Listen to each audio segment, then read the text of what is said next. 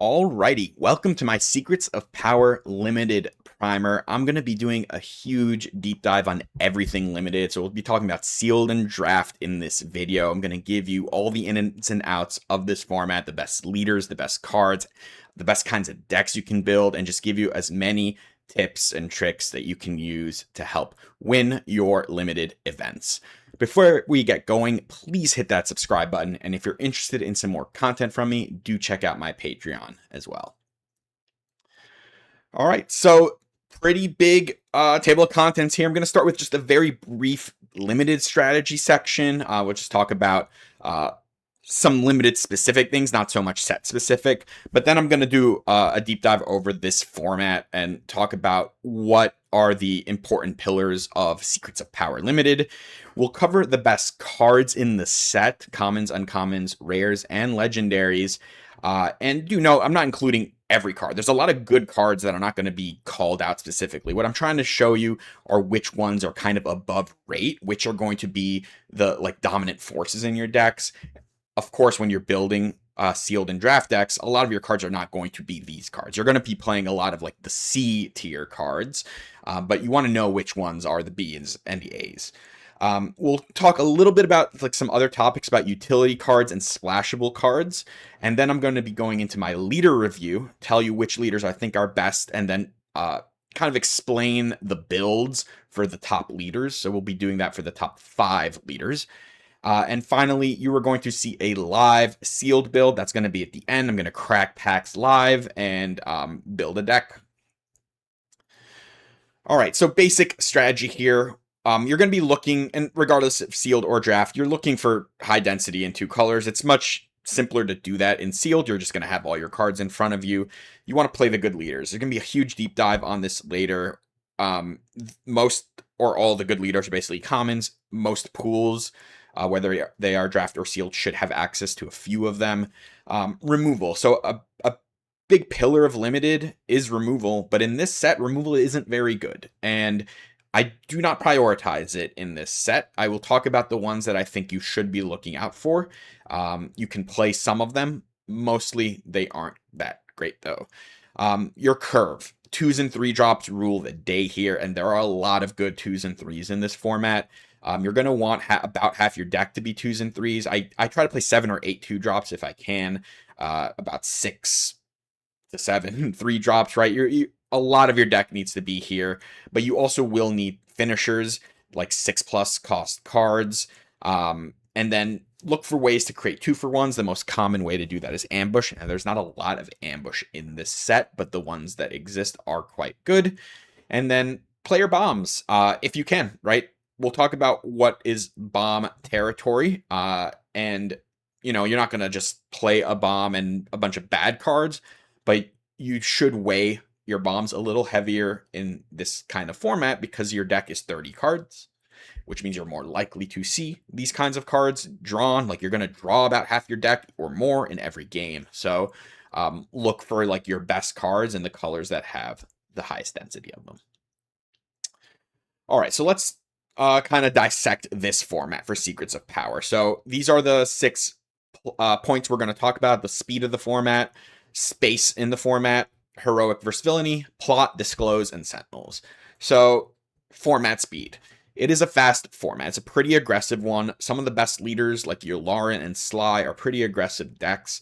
There's a lot of units like 3/3s and 3/4s or in the early game, which means these are units that don't get traded out easily because there's also a lot of 2/3s and 2/4s, and then the 3/4s of course bounce into each other. So damage does get pushed a bit early, especially from the person who's dictating the aggression. So you have to understand that you're gonna take chunk damage, especially early from decks like Yularen, who also action cheat. Space is also a pretty uninteractable arena in this format. There's not that many space units, and they're mostly in just a couple colors. We're going to, of course, look out for space sentinels in this format, sentinels in general, but a space, there's a lot of room to get aggroed out in space. On top of that, plot speeds up the game as well, because it's not only an action sheet, a lot of the best plot cards are also upgrades that you put on leaders. So you're talking about multiple cards coming into play at one time, right? A leader flipping and plots coming out and then shortening the amount of time it takes to deal damage, right? Because a leader with a sudden ferocity is hitting for 6 in one action or 7 in one action instead of taking 2 actions to do it. And he also just played the card in his flip action, right? So plot, whether or not it's upgrades or units coming to play, is speeding up the pace of the game. All right, so space pivot. I did already talk about how space can get you, and a big way it happens is actually with a pivot plan. Decks can start on the ground, and when the ground clogs up, they can pivot into space. Some of the most powerful 6 resource plays can be just playing 2-3 drop space units after you've done like 14-15 damage to your opponent on the ground. And then they're ahead of you, right? Whether you're playing a Yularen or a Sly or even a Lay or something like that, they're ahead of you, or you're ahead of them, but they take control of the board. But then you just play a couple 3-power units in space. And it's tough to deal with. There aren't a lot of, like I said, there's not a lot of good removal, especially not good rate removal for killing 2s and 3s in space. And outside of a few space sentinels, there's not a lot of ways to actually prevent this from happening. So when you're building a deck that you aren't expecting to be as fast, notably like a Jabba deck, who is one of the better leaders, but also not an aggressive leader, you have to have ways to interact up there. The cards aren't as strong as the ground cards, but they are much more difficult to interact with. All right, so heroic versus villainy. I will say villainy has a pretty substantially better card pool overall. It may not have the best leader, and we're going to talk about Leia a lot later, but the card pool is much deeper. Their early plays, there's just more. They're more plentiful. The villainy locked cards are just a little better overall. So when we're talking about the best decks to be building, a lot of them do happen to just be villainy because they have a deeper card pool. The villain leaders also outside of Leia are a bit better on rate. So I do expect most pools to trend towards villainy unless they open either a really busted heroic pool or have Leia as an option with a supported pool for her. And maybe we'll talk about Mon Mothma as well, because she's mostly the other heroic leader that gets played, but for kind of different reasons. All right, so plot. I mentioned the plot speeds up the game. It's a very important part of this format. There's some really, really powerful plot cards like Unveiled Might and Sun Ferocity, but of course, like FN Trooper Corps. We'll see so many of all the villain leaders that I'm going to talk about as part of the top tier, all 5-drop leaders. The Trooper Corps is one of the best cards in the set because of that. But you also see plot cards come out like Sentinels, both heroic and villain. You have a 6-drop plot guy. Plot helps smooth out your curve and smooth up your resourcing decisions because you get these free roll resources, which means you don't have to resource your early plays. You can keep yourself flexible. You can keep that 3-drop in space and on the ground in case you need one or the other because you get some free roll resources. Most decks that are succeeding are going to have some variety of plot cards included. Disclose, on the other hand, is not very good in this format, specifically the disclose costs that are greater than 1. Most of the 1-cost disclose stuff, think Warrior of Clan Ordo, for instance, can be worked around pretty easily. It's not so much even in deck building, it's just in play. Like, you just need to manage your resources. The double disclose stuff, though, is quite difficult to trigger. Charged with Corruption and Charged with Treason both look like fantastic cards, and they are playable. I say Charged with Corruption actually probably the best of these double, because it's one of the few cards that can actually, like, just take one of those like 6 drops and 7 drops off the board and be a huge tempo swing. But it's not so easy to trigger these cards. Remember, they don't count themselves, so you have to have 2 other cards, and often you're holding like 3 or 4 cards in your hand. So talking most of your hand is going to have to be of this one color. Charged with Treason and Charged with Corruption of the charge cycle are the better ones. I would say Corruption's better than Treason. Charged with Murder, the blue one, is a card I basically never play. I don't think it's very good. It's like okay, you can sometimes squeeze it in. And of course, the yellow one that rips a card from someone's hand is not a card you should ever really be putting in your deck unless there's a card in your opponent's deck that is unbeatable for you otherwise, but it's still probably not good enough.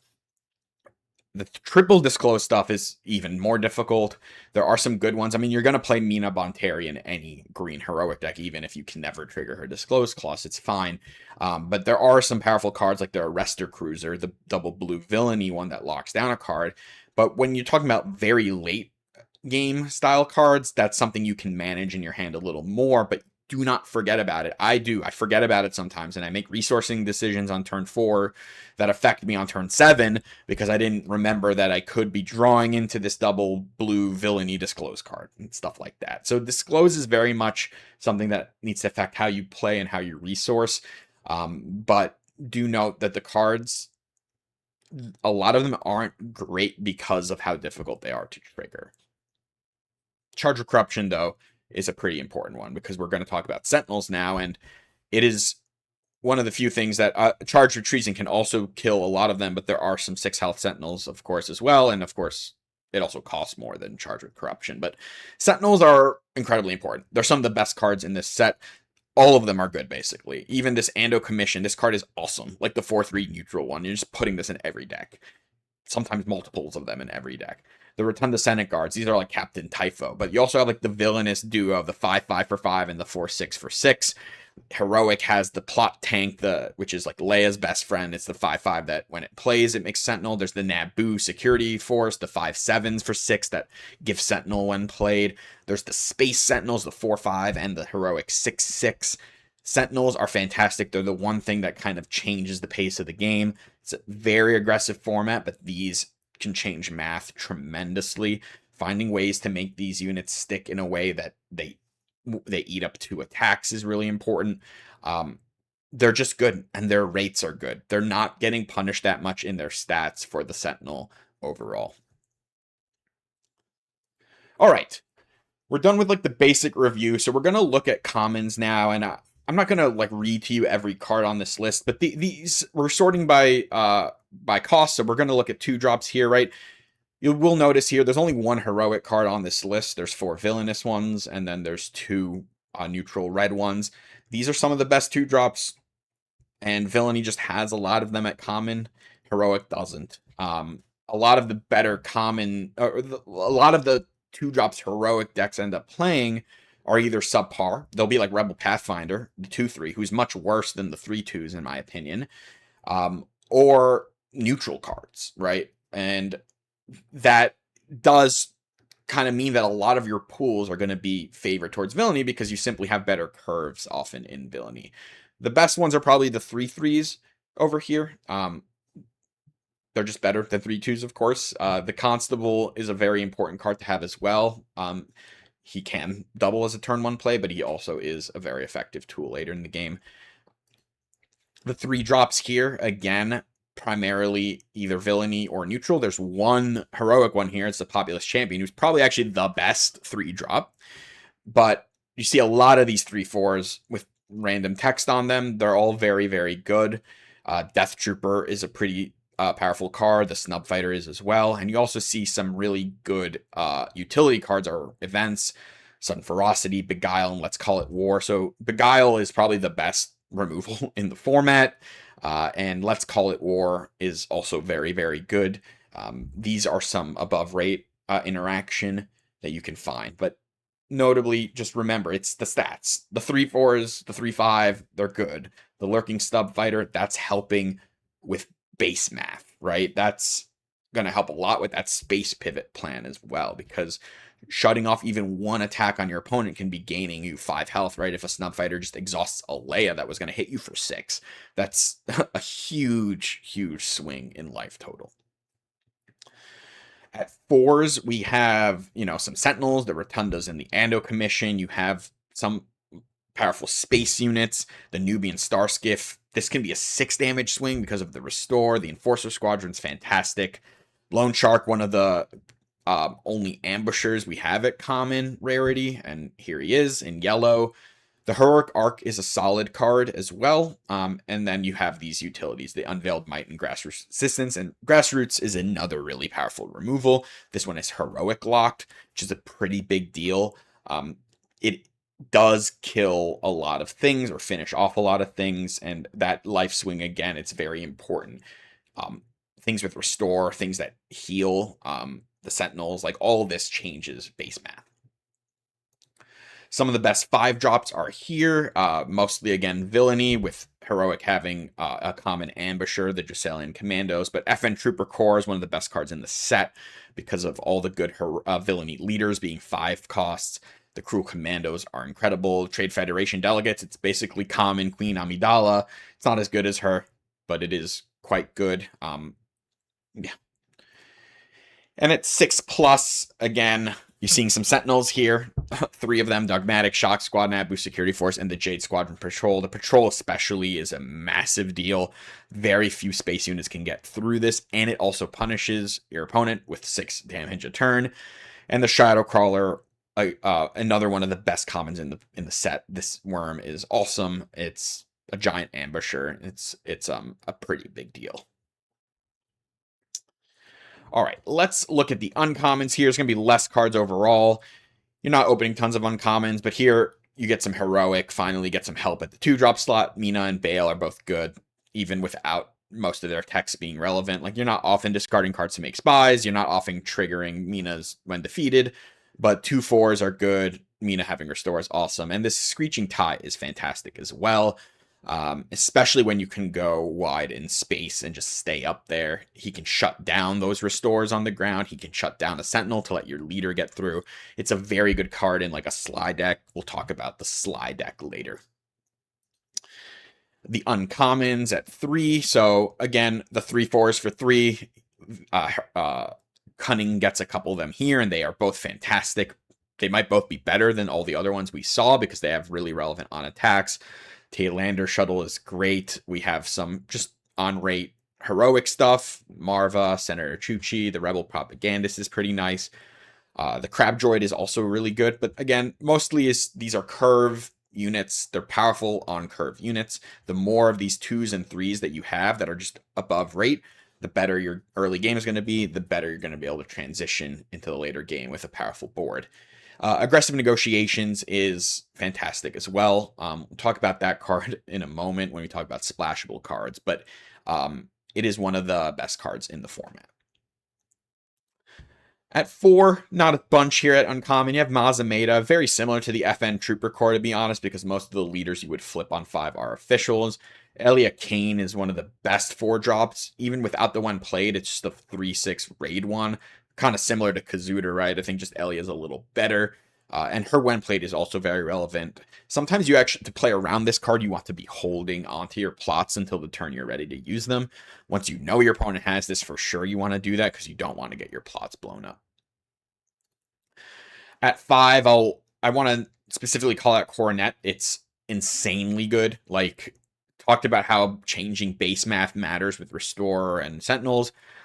This card is a complete board swinger because of the amount of restore you're going to generate with it is through the roof. You also have some generic decent 5-drops in Nalase and Vel, Sartha. They're decent. The thing about the 5-drop slot is in a lot of decks, because you're flipping on 5, you're trying to use plot that turn. So they do get a kind of knocked down a peg because of that dynamic. Although if you're playing like Leia, for instance, which is a 6 flip, that changes a bit. And at 6, we have, the best one here is probably Dedra, probably the best pure ambusher. I know the Shadowcrawler exists as well. If you can curve Dedra into Shadowcrawler, you're going to be in great spot. Crucible and Numbar and Mobile Cannon are really solid mid-game closers. And the Renowned Dignitaries, I've said it like 6 times already, the healing is great. And yeah, this will often heal you 4 and sometimes even more, which is a massive board swing. I want to call out the Cantwell Arrestor Cruiser too, which I talked about a little with the difficult disclosing. This is one that's worth kind of thinking about earlier in the game, because it is a massive unit that also kills your opponent's best unit. They're basically never going to free whatever you exhaust. It can exhaust leaders. So if you're playing this card, do consider your resourcing early and often, even if this isn't in your hand. All right, and we only have 1 page for rares and legends. There's others that are playable. I wanted to call out some of the best ones. Now, this format as a whole, I would consider it a popper format. It's a term that specifically kind of emphasizes that the format is good at low rarity. If a format is a Prince format, it would mean that like it's dominated by higher rarity cards. Overall, the rares and legends in the set are actually kind of bad in limited. You're going to be playing very few of your rares and legendaries, but it's worth at least knowing which ones are very, very good. And like Emergency Powers is very, very good. Fulminatrix, I think, might be the best rare in this entire format. When you have this card in your deck, it does change a bit about how you can like structure your game plan because it is the ultimate finisher. Darth Nihilus is a solid card. Chancellor Palpatine is another fantastic rare. You're going to put this guy in every deck that you can make him cost 5 as well. And then you have like things like Callus, Mandalorian, Queen Amidala, Mon Mothma, Captain Rex. These are all like really good heroic units, and heroic does have mostly the better pool of rare cards. Rex is insane. Rex, and I said Fulminatrix might be the best rare. It might be Rex. Some say include Emergency Powers on this list. It's probably worth that include as well, but I do think these units are a little ahead of it. Captain Rex is insane. Like, this is where like Beguile is like the ultimate card, or Charged with Corruption, right? Because there's no real good ways to kill this otherwise, and you just have to bash like your whole board into it. Nemec is also like, I kind of want to include it here to show you that like Nemec is great, but he's like only marginally better than like most of the good 2-drops in the format. Like, of course he's better than the 3/3s because he leaves behind the spy, and that's great. But he's not going to auto win you matchups. Especially if your opponent plays 2/4s, of which there are a decent amount. There's even the blue one, the vanilla 2/4 that I didn't include on the list. So yeah, like Nemec is fantastic. He's probably the best 2-drop, but he's not like gonna insta win games for you. All right, so now we're going to talk a little bit about some utility cards, and up the top there you see exhausting effects like Bogged Down in Procedure, No One Ever Knew, Nimble Prowess. These are better than they look. No One Ever Knew is a bit situational. It can be a huge blowout in the right kind of build, but Nimble Prowess is a very effective early game tool. It can, because it also buffs a unit, it can create a value trade. You can think of these cards as like life gaining cards in a sense, because again, so many of these games come down to like action economy and racing situations where just being able to exhaust units, and especially leaders, can be a huge deal. And these cards are a bit better than they probably would be in other formats. Buff effects are also decent. Corporate Warmongering is quite a good card. With Thunder's Applause is very situational, but I would sometimes encourage you to look at opportunities to include this. Basically, it's just reach, right? Because there's not a lot of removal in the format, there's not a lot of ways to punish cards like this and other upgrades, essentially. Like, I didn't include all the upgrades that you can be running, but there are others besides the plot ones.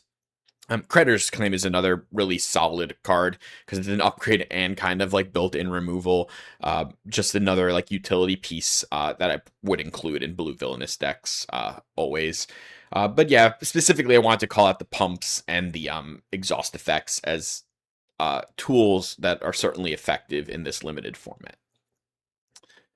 And lastly, I wanted to talk about splashable cards, and two of them we've seen all these cards, and I've called it out already, but I would play Aggressive Negotiations and Beguile in every single deck, even if it was 5 cost. They are fantastic cards. Aggressive Negotiations is the most game-ending card in the format, probably. Beguile is the best removal. It's the cleanest answer you have to these like chunky units that always come down around turn 5 and 6. Chancellor Palpatine is another one, and it is a rare. You're not going to see it very often, but yes, you should be including this card in your leader, in every villainous that flips on 5, and in your Mon Mothma green decks or your Leia green decks. Basically, anyone that can play this for 5 cost should be.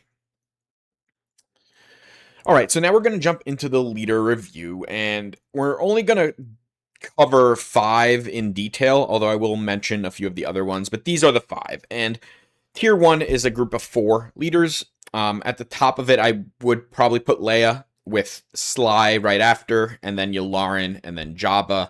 You can kind of, like, my order on these 4 changes, sort of. periodically depending on my most recent pools.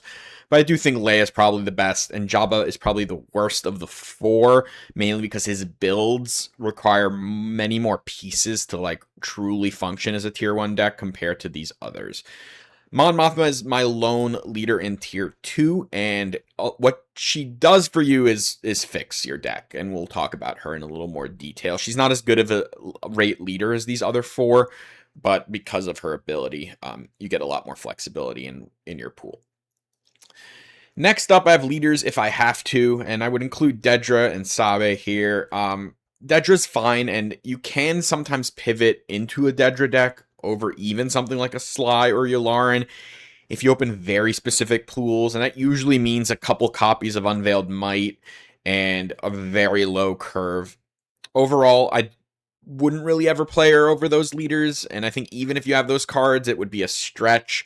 The issue she has is the Sentinels. Like, yeah, she comes out early on turn 3, you can put an Unveiled Might, it's fantastic. She's a 4/8 that hits for 6 or whatever. And then they play Ando Commission, the neutral 4/3 Sentinel, and she has to attack into it and lose half of her life, and then they kill her next turn, and great, you probably aren't going to win that game anymore. And I think Sentinels are a big issue for Dedra, because you just don't get as much value from this leader as you do with some others, and her stats aren't, like, they're not Yularens, they're not Slies, they're smaller. She's much more dependent on the plot upgrades, and has much less longevity into some of the better decks. Sabe is another one I wouldn't often play, because I don't think you'll ever really make a Sabe deck that's better than a Leia or a Mon Mothma deck. Her leader ability is not very good in Limited, unless you're playing like a very long game where you somehow can like actually mill your opponent to death. And even on her unit side, the discard effect is not nearly as good in this format as it would be in like Constructed.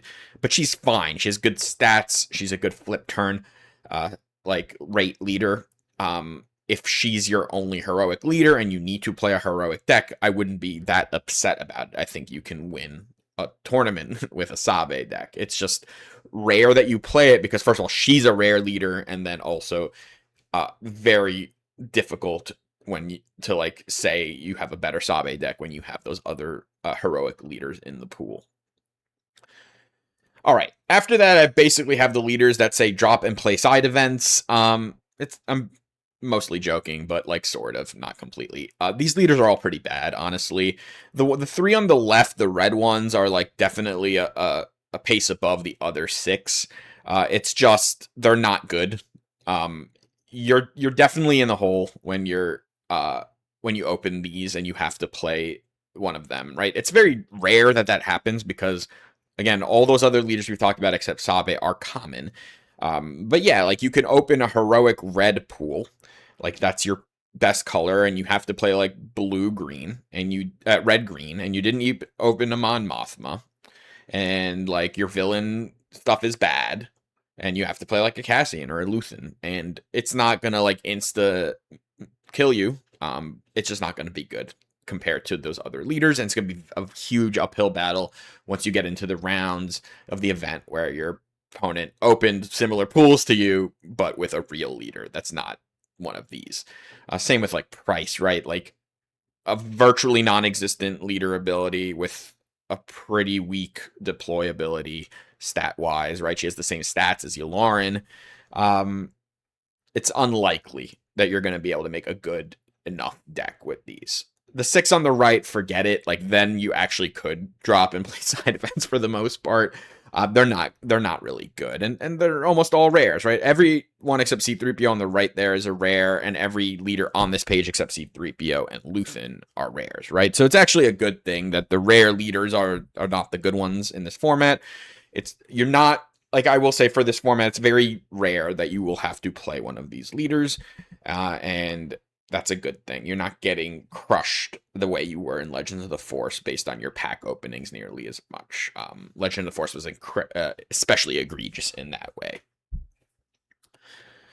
All right, so let's talk about the 5, the tier 1 and tier 2 leaders. And I'll start with Leia. So what makes her build function? Well, a lot of this is actually really important in draft because, as you can see, I put basically all the 1-drops on this list, and these cards outside of like A-Wing don't really get drafted very often. at a table, and they are really good cards with Leia. Basically, all the one drops that you can turn into real units are good with her because it's a curve fixing ability. It makes your curve run much more smoothly. It also gives, like on turn 2, playing a 2-drop plus a 1 ability from Leia's experience is equivalent to playing a 3-drop, and it gives you so much flexibility in your early curves. Like, do you want to play a 2-drop here, or do you want to just make your 1-drop into a buffed up unit? Same on turn 2, and this goes on and on and on. We know how good this experience ability is from past formats. It's like the best limited ability possible. You just have to, of course, manage your hand while you're playing. It's not that difficult to do this. So many of these cards are single aspect anyway. You just really manage your resources well, and you should be okay. Another standout card, of course, for Leia is the remote escort tank because it's a 6-cost plot sentinel. It's just really good with her. But she can be both a board controlling leader and an aggressive leader. Like, you can really push damage with her. She, of course, when she flips and can start attacking for 5 and then 6 the next turn, right? She closes out games incredibly well. The blue hero pool is a pretty powerful one that has both, like, the best turn 1 play she can have in the Populous Advisor, but also like the best 3/5 in the best turn 2 play, the Coronet. There's just a lot of good cards there that you can open. And one other thing that I would encourage you to look out for are playing out of aspect cards. Of course, like Beguile and Aggressive Negotiations, they go in every deck, but she gives you a little more flexibility here because holding on to an out of aspect card in a Leia deck means that you can now pump all your units with it. So there are other cards that maybe you wouldn't normally splash in most decks that become splashable in a Leia deck because they pull double duty. But yeah, this ability, it creates board trade ups, right? Because that experience is a hasted power, essentially. You can put it on something and immediately use that power. It means your turn 1 can just eat their turn 1 sometimes, and you add another unit, and like you can keep buffing. You can buff your sentinels, which is fantastic here. Your space units can trade up in space. It makes it a little more difficult for her to get cheesed out. One issue, of course, with her compared to the other top tier leaders is that she's a 6 flip, which means if you're playing against a good Sly or a good Yularen deck, you are probably going to be on the defensive. So you have to kind of incorporate that into your game plan. You might be forced to be into a little more of a trading route. You might want in a draft to over prioritize restore and defensive sentinels, things like that.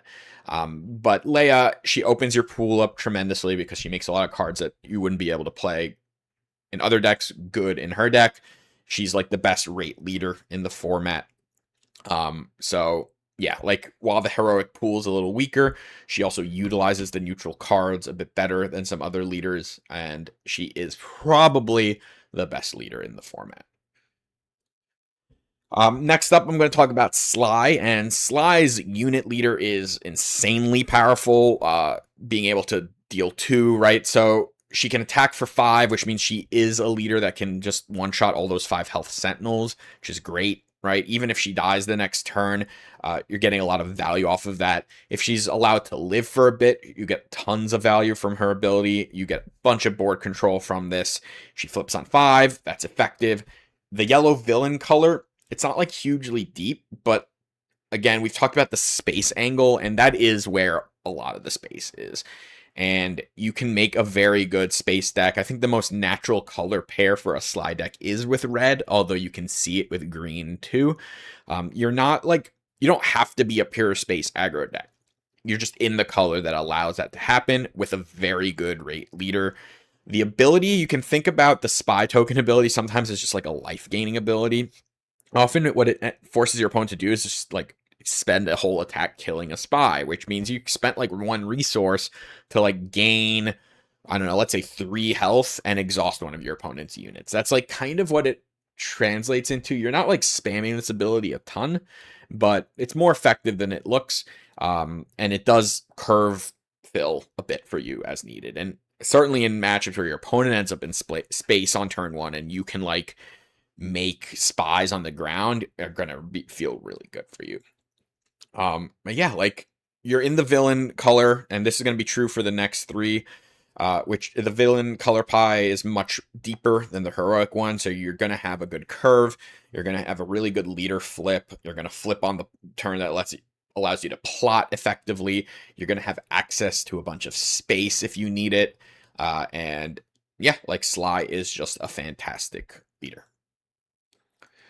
Next up, I have Yularen, and there's not so much like a build around here. This is just the good cards deck. Again, the most natural pair for Yularen will be with Villain Red, same with Sly, although you can see it with yellow, you can see it with blue. It's just the Villain Green Red pool is probably the most like generically powerful pool at lower rarities. So you see a lot of Yularen because of this. He's a common leader and he's in the deep, like because he's in green, and he pairs incredibly well with the other very deep color of red. It's just like the good cards piled together. They have like the best turn one plays, the Imperial Dark Trooper, the Warrior of Clan Ordo, the Villain 3/2s. It has like the best 3 drops. There are a bunch of 3/4s in these colors. It has like access to the green Sentinels, right? So yeah, like pair this up with the fact that we are in a aggressive format and you are an action cheating leader, and you can put people in check incredibly easily with Yularen, especially later in the game. Think about just playing like a 6 or 7 drop. All of a sudden, Yularen's representing like an 11 power swing because you can attack with that unit and another unit. So like, it's very difficult sometimes for your opponent to catch up because they sometimes have to claim early to prevent giant attacks. And of course, he's just a 4/6. He's like the biggest leader that you can flip on 5. If you get like an FN Trooper on him, you get a 5/7 right off the bat. Yeah, and like, of course, his ability, it just works really, really well. It lets you maintain initiative a lot of the time going to next turns, which then makes his ability better in the next turn too, because you keep having initiative. You keep being able to use this action sheet effectively. And yeah, like the green villain pool is incredibly deep, and so is the red one. And the last tier one is the Jabba, and this is a little more build specific. So he does require a few things. First of all, finishers. Jabba is a leader that slows the game down. He's not an aggressive leader. He, of course, is a 2/8. He's not pushing a lot of damage. So because of this, you need endgame. It doesn't matter if you take control of the board in the mid game with Jabba. If you don't have a way to close out the game and your opponent has a full Matrix in their deck or something like that, you're going to lose anyway because there's no way to answer stuff like that. You need your own finishers. Like Cantwell Arrestor Cruiser is a good start, but it's not enough, right? You need a few things up there to help with that. You also need ways to prevent you from getting cheesed out in space, because once you take control of the ground, if your opponent doesn't put anything in the ground anymore, then Jabba's ability shuts down. And Jabba's ability is incredibly powerful when he's a unit. It's just sometimes difficult to use well if your opponent is only playing large beaters. You need to find ways to like create good math on the ground that allows you to get that Jabba double like damage triggers working. And the best way to do that is with ambush. And the place that you want that is in green, because you get Dedra at uncommon and the Shadow Crawler at common. And those are like the 2 most important cards for a good Jabba deck. And the best Jabba decks are going to be green because of that. Not exclusively, but there's not a lot of ambush anywhere else, right? Yellow has the Lone Shark. It's pretty good with Jabba as well. But you can also look to buff him so that he actually can brawl, like Unveiled Might, Sudden Ferocity. These are good cards. The FN Trooper, of course, as well, so that Jabba can actually do something. His unit ability, his leader ability, the pinging ability is also decent. It helps curve fix a little bit the way Leia does. It's not as good as Leia's ability, but there is some utility there. You want a lot of Sentinels in this deck. Death Trooper is naturally really good here. And yeah, I mentioned the space stuff. You need to have space units, whether or not they're space sentinels like the 4/5 or just beaters in space that you can get into play early to help you from getting cheesed out late in the game. But Jabba is probably currently for me a step below the other 3 because his build requirements are more specific, and also because your opponent's deck can sometimes minimize the impact he has as a leader on the ground, because they don't they play it's the 5R turn and like they've traded units off, and then they play like a 5/5, and like you don't have anything that can attack into a 5/5 and survive, right? So like all of a sudden you can't even use Jabba's ability next turn, and then they like hit the 5 power unit into Jabba or something, or maybe you just go face and then they play like a 6/7, right? Like there are ways they can mitigate Jabba's effect because there aren't there are a lot of just like generic beaters that like overstat the good units in Java. So while I still include him in the tier 1, he's probably below the other 3. And lastly, we'll cover Mon Mothma, and here you have just a pretty generically powerful leader at 3/7 stat line. Yeah, you buff those officials. It's nice math. It helps a little. You have no leader ability. That's a pretty big downside. The best part about this is it just fixes your pool. There are a lot of officials in a lot of colors. When you open Mon Mothma, you feel kind of safe because you know even if like your pool didn't come together for a Yularen deck or a Leia deck, something like that, you are going to have a very functional deck because yes, a lot of the officials are good. I showed a lot of cards today in the best commons and uncommons, and a lot of those are just officials, right? You don't have to play yellow, but you get that Loan Shark in your deck, right? You don't have to play blue, but you get the Chandrillan Sponsor, you get the Rotunda guards. You don't have to play red, but you get the Constable, right? There's just a lot, and I mean, I'm not mentioning all of them. There's just a lot of officials. So the card quality in your deck rises when you play Mon Mothma. Her best decks are not going to be on the level of the best decks of the previous 4, because when those decks come together, they also get the benefit of a very powerful leader.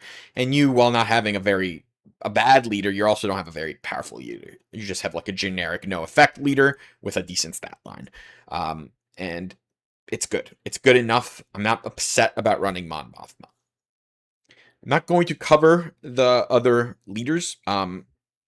Mostly it's the red ones. If you're playing them, you're going to look at decks like in the heroic, you would play Luthen. You'd be looking at like a similar reverse version of Leia with like red-blue Leia, or like you would look at like red-green, and you'd be like a Mon Mothma deck without all the good officials. In the villain, you're mostly going to look at the red-green angle, like with Dedra. It's going to look like mostly a worse Yularen deck. Maybe you'd be red-yellow and look like a worse version of Sly in that sense. But there's no reason to really deep dive into the rest of those leaders, and you're going to mostly try to avoid them. All right, that's it for the review. Next up, you are going to see a live sealed build. I'm going to narrate through it from a top-down camera, so you'll be able to kind of follow along that way. Let me know what you think of the review. Let me know what you think about Limited right now. Let me know what you think about the deck that I end up building, and I'll catch you soon. Alrighty, so now I'm going to be doing the sealed build. I'm going to be opening these packs, talking through how I'm building the deck. For those of you who've seen some of my pre-release guides, I'm going to be sorting the cards pretty similarly to that. But yeah, should be a good time. Let's see how we do. So the first leader we open is DJ. That's not really a playable one. We're not going to play a DJ deck. Dogmatic Shock Guard is Shock Squad is fantastic, and so are the Cruel Commando. So we got these like tandem of villain sentinels. Really like both these cards. Ornithopter is mostly filler. Reconnaissance, not really a great card. The Inner Rim Coalition, also just mostly a filler. Duchess Investigators, I don't like this particular yellow card. Covert Operative, though, is a pretty solid heroic card. This will make all your heroic decks. The Republic Warwalker is a solid finisher as well for red decks. The Regulations Bureaucrat, this card's not great, but it can be decent, especially when you're going first. So it is a card sometimes you might want to like sideboard into a deck when you're on the play. It can be okay in like a Sly deck. It's not bad. The Umbaran Mobile Cannon, very similar to the Republic Warwalker. It's a pretty solid closer for blue decks. Hondo is a great card, just overall solid. The Populist Advisor is like the best turn 1 play for Leia. He's not actually great in non-Leia decks. Arrest, honestly, I would play this. It's like it's temporary removal. You're gonna play this in your villain yellow decks just to remove like a problematic sentinel. And lastly, we got Relief Request. Overall, this pack was not fantastic. Our best cards are probably these like 3 sentinels. The Hondo is decent. We have a couple of like finishers with the Republic Warwalker and the Umbaran Mobile Cannon. Top row here is single aspect. Then we have the villain with the aspect and the heroic with the aspect. That's how I like sorting these. And then we'll have neutral, villainous, and regular heroic here. All right, pack 2.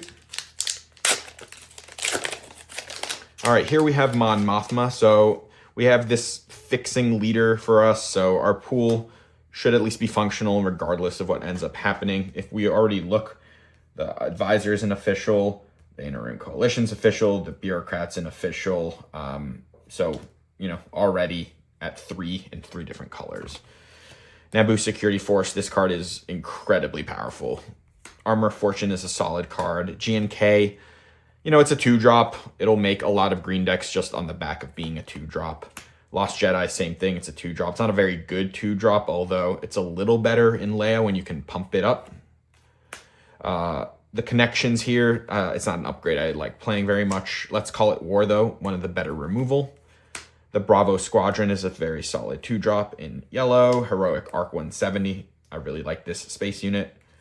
Curse on Undercity Police is a filler 4-drop, but a solid one at least. Not like solid. It's fine. It's a decent card. Jar Jar Binks is a good unit. Not really a 2-drop, but a very functional play. Undercover Operation. Not trying to play this too often. Oppression Breeds Rebellion. Not playing this card. And then we have a Hyperspace Disaster. Probably would not start main decking with this, but if my opponent was playing like a pure space deck, I would consider it. And then the Skyhopper. This is a Leia card specifically. It doesn't do much else. All right, next pack. We have Luthen. So still the leaders. We're looking at Mon. We haven't opened any of the tier 1 leaders yet. Feed Security is a solid 2-drop in Heroic. Populous Champion is like the best Heroic 3-drop. Notably also an official, which helps the Mon Mothma deck. With Thunderous Applause, I've talked about that. It's a decent card to include as like a fringe usable pump. We're not another Clandestine Connections. Unruly Astromech, budget 3-drop. Viper Probe, though, is a good 2-drop for Villainy. Rebellious Functionary, it's another Leia-specific card for the most part. A-Wing, another... I mean, this card's just good, kind of in a lot of decks. Even better in Leia, good in Sly. Inspiring Senator, I don't love it, but it does make a lot of my decks just because it fits in like every deck. The Primor Personal Carrier is not a great finisher. Coronet, though, is crazy good. And like 3 of our best cards, well, 2 of our best cards are in Heroic Blue right now. If we open a Leia, then like 3 of our best cards would be Heroic Blue. Trade Route Taxation's not good. Vutun Pala, also not good. And then we have a Hyper Foil Cad Bane. And I didn't even talk about this card or these cards, the starter cards, in the video because they're incredibly rare to open in packs. But yes, Cad Bane is incredibly powerful if you do open him. All right, pack number 4. Let's get a real leader. Okay, we did get a real leader. We got a Jabba. And, we have these 2 powerful blue villain cards, so he could be a consideration for us. We don't have much in the realm of like a good Jabba deck outside of all these like chunky Sentinels, but we're going to keep tabs on that. Knowledge and Defense is a solid removal. Senator's Aid, not great. Nimble Prowess, I like it. Budget Scheming, I don't love it, although in a Mon Mothma deck we might run it. Outer Rim Constable is great, and he's an official. Lone Shark is great, and he's an official. The High Command Canceller is a good 2-drop, so it looks like we're going to have a pretty functional Mon Mothma deck if we end up running that. Strike Force X-Wing is a solid unit. Emissary Sheathipede, also a solid 2-drop, especially for those space pivot plans. Val Sartha is a great 5-drop unit. Crosshair is an okay 2-drop. Garindin, it's not aggressive, but it can be a decent role player. Now, Dismantle the Conspiracy is quite good. Like, this can remove a lot of units in one go, and I talked about the Charge with Corruption earlier, but this is like a beefed up version of it. I actually really like this one for a rare. And then Nala Se is a solid 5-drop. So, we don't have a Leia yet. We would like to open it. I think it would open up our deck building a lot. But we do open a Slime more, so we're going to look at this yellow a little more closely. We haven't opened a lot of yellow villain. I mean, yeah, only 2 cards. Neither are like all-stars. Death Trooper is a great card, especially for Jabba, and an Imperial Dark Trooper. We opened those back to back, so we're going to definitely look at that kind of pool for Jabba. Senate Warden, it's not a great 2-drop, but it's okay. Raxian Assembly, it's just a filler 5. Contempt for Culture, I like it. Good role player. Ambition's Reward, it's okay. Sky Harbor Canyon Runner, so we have 2 of those. If we do open a Leia, we might very well just be in a very good Leia yellow deck, but we haven't seen it yet. The ASB Labor, like, you're going to end up running that card sometimes. It's not a great 2, but it is at least a 2. Pursue the Lead, not good. Nala Say, we have 2 of them now. They're solid. Mina Bonteri, fantastic 2-drop. Aggressive Negotiations, one of the best cards in the set for limited. We're going to run this in any deck. And then we also opened a rare Mirage Sintel, very good 5-drop. It's just our villain pool is a little all over the place right now. Like, it's split between 3 colors pretty evenly. Have to see what we might end up want to run if we're in villain. And the last pack, we opened another Mon Mothma. So we're not going to see Leia here. So for heroic, we're going to play Mon, and then for villain, we would be either in Sly or Jabba. Those are really our options. So let me move these leaders here, and these are the ones we're going to consider. We're not going to play DJ or Luthen. All right. So Congress of Malastairs, filler, Beloved Order is a solid 3-drop. It's also an official, although that doesn't matter because Mon is always in green. The Chandrillan Sponsor, very good 2-drop and is an official. Another Sheathipede and a Shadow Fighter, so 2 space units back to back. The Remote Escort Tank is solid, although much better in Leia than it would be in a Mon Mothma deck. Academy Disciplinarian is a solid 3. Beguile, fantastic. Grassroots Resistance, fantastic. B2 EMO, again, I wish I had a Leia, but I don't. Faith in Your Friends, we're not going to run that. And then we have a Slymore, which we would run in our Jabba deck if we play Jabba. And then we also opened Chopper, who's okay, and another Beloved Order. Okay. So we're going to try a couple things here. I think we're going to make the Mon Mothma deck first. So what you end up doing with Mon is actually looking for where you have like the most equity to get without your officials, right? For instance, if we play blue, if we don't play blue, we get to add all 3 of these officials if we wanted them. We lose the coronet though if we don't play blue. In yellow, we're basically getting nothing from here, right? Very little for incentive for us to run yellow. We do have a Vel. The Lone Shark, though, we can run regardless. So is the Regulations Bureaucrat as well. So, like, yellow looks like not our color. We're probably just going to splash the Lone Shark from the yellow pool. And then red, if we want to look at red, we would be able to, if we pick red, we get to play the Chopper and the Strike Force X-Wing. We would be able to play the Inner Rim Coalition either way. We would be able to play the Academy Disciplinarian either way. But we do get, let's call it War. We get the Republic Warwalker. We would be able to splash the Outer Rim. So, like, there's some splashable stuff in this red, but not a ton. And in blue, the main incentive for us to actually run blue would be the Coronet. If we look at our vanilla blue, we get these Knowledge and Defense, but I wouldn't say there's a ton other stuff. Like, there's some good cards in here. The Nala Says are okay, the Nimble Prowess, Knowledge and Defense. But my instinct right now would be to actually run the Mon Mothma deck as a red deck and then splash the blue officials and the yellow officials. So that's what we're going to try first before we do the villain pool. So I'm going to move all the villain stuff to the side. And then blue in a pile. Green's going to stay here. I'm going to do the green first. Move the neutral stuff. We didn't open a lot of great neutral. Like, we didn't open an Ando Commission. We might run the Inspiring Senator. We'll see. All right. Move the yellow. So let's start just with green and see how we're doing. So we have this 5-drop. We might run the budget scheming. We'll see. Not great there. We might run Thunderous Applause. Jar Jar we would run. GNK probably have to. And the Naboo Security Force. So the green pool is not great. Although we do have some really solid heroic green. 2 orders. Mina Bonteri and Feed Security. And this Dismantle the Conspiracy. So this is where Mon helps you, right? Because we don't have a ton of green, but we're going to have so many cards from other colors. It's going to be okay. So we have a Grassroots Resistance. We're going to run that.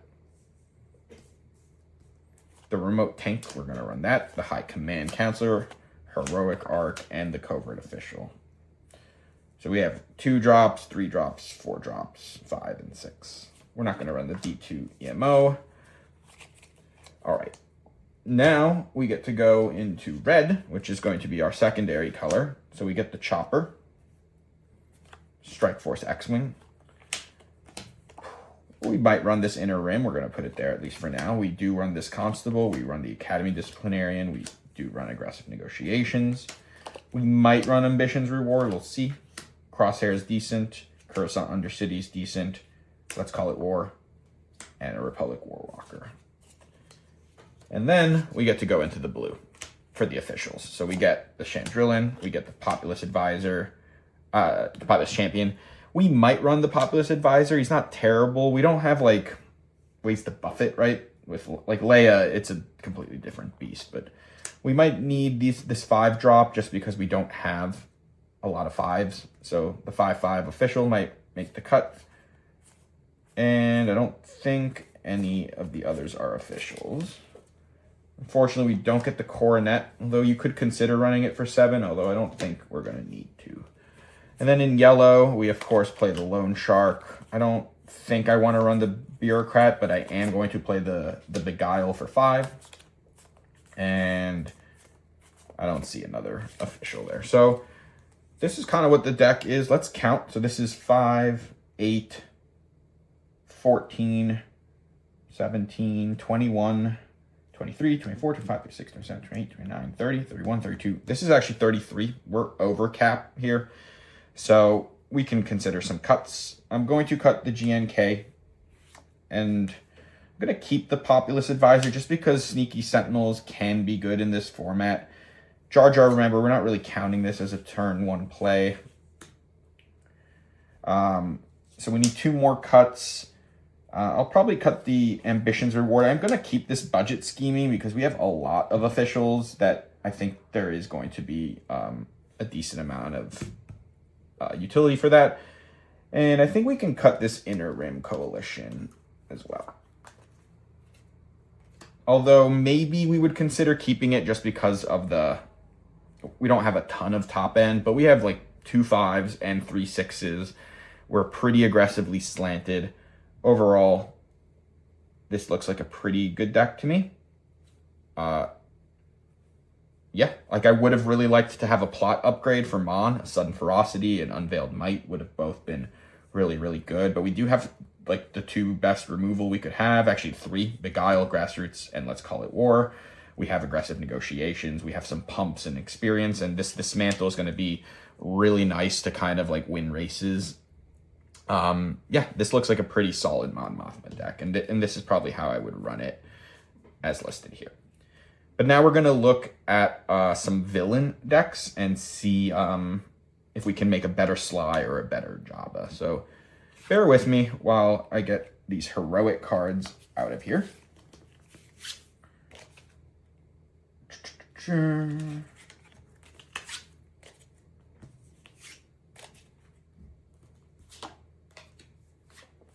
Okay.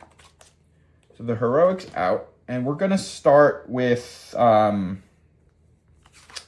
think we'll start with Sly, and we'll just look at what we have with yellow and see if we think we can make a good enough deck there before we move on to other colors.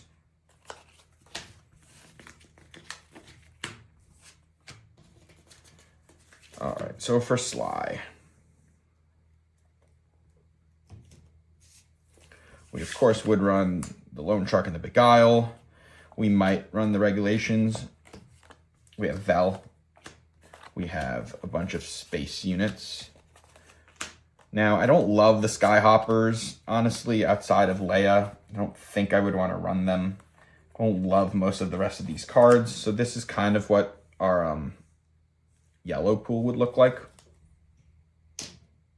But that's without the villain cards. For villain yellow, we didn't have a lot. We had a Rest, which we would run, and we had the Gurindin. We also have a Viper Probe Droid, and we have a Contempt for Culture, which we would run. Okay. So, as far as pairing it with another color, here are most of our options. So, in blue, we would get these villain cards. In red, we would get Mirage and Hondo. In green, we would get these three. And then we also have, of course, the neutral aspected green and red stuff. We're going to look at red first, just because it's usually the most natural color to run with Sly, and see how we do with that. So we would definitely play Hondo and Mirage. Mirage is great. Probably play this Ambitions Reward. We would play Let's Call It War and Aggressive Negotiations, the Coruscant, Republic Warwalker, and 2 more 2-drops. Unfortunately, it's a pretty light pool here for Sly red. It's not a lot of cards here that we can run. We do have some neutral stuff, like we'd probably run the Inspiring Senator, maybe the Assassin Probe. It's a very light pool though.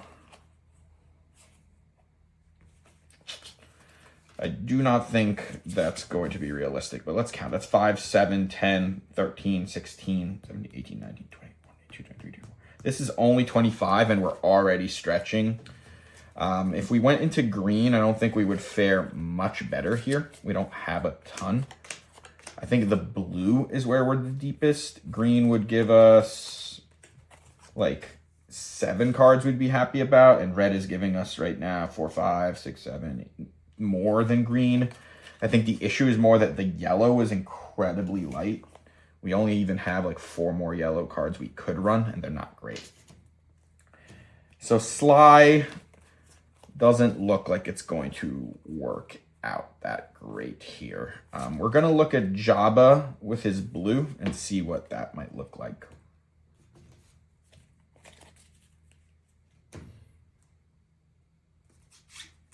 Let's see. Like, this looks like the beginning of a very good Sly deck, but it's just very shallow. Like, if we had just a little more help, I think this could have been a really solid Sly. But the Sly looks worse than the Mon Mothma to me, which means we're not running it. We would opt for the Mon Mothma instead. So Jabba is sort of our last chance here at running villain. We're not going to run the yellow pool. We already know it's pretty light, but let's see what we have in blue. 2 Nalasays. We have this Nimble Prowess. That's pretty nice. Knowledge and Defense. I don't think we would want the Hyperspace Disaster to start. Armor of Fortune.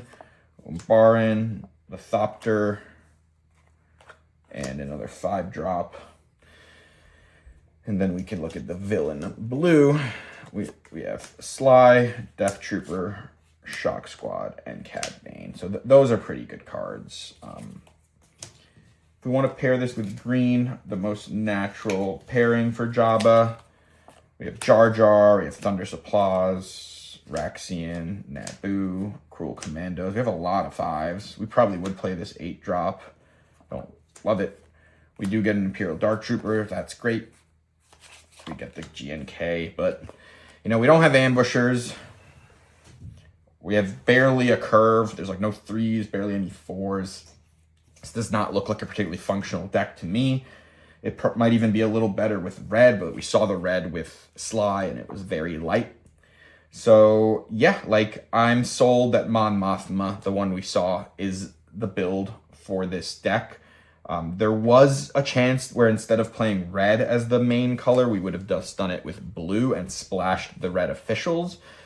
mostly because we would have gotten Coronet, but we also could have gotten like the Nala Says and the Umbar and Mobile Cannon in there.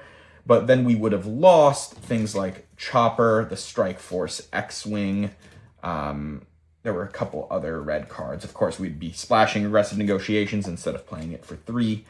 I think the red looked a little more stable, and we weren't losing a ton off of not running the blue main deck. But yeah, that's how I would have built this. The deck we saw just a moment ago with Mon Mothma is how I would have run this pool. It would have been a Mon red deck. But yeah, let me know if you think I could have built this any differently. Interested in your thoughts. And until next time, take care.